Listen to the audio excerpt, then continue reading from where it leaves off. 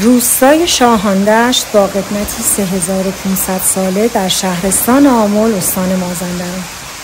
این روستا دارای 4 اثر ثبت ملی است که آبشار شاهاندشت یکی از آثار ثبت شده است.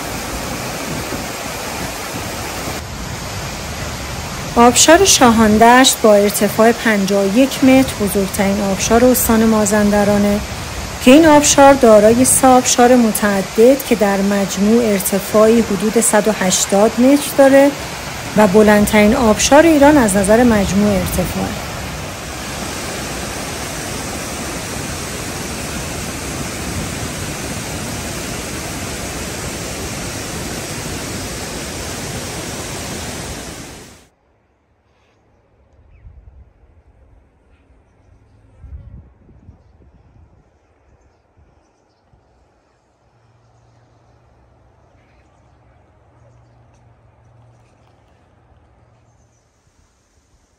قلعه ملک بهمن مربوط به دوران پیش از اسلامه و از قلعه‌های عظیم ایرانه.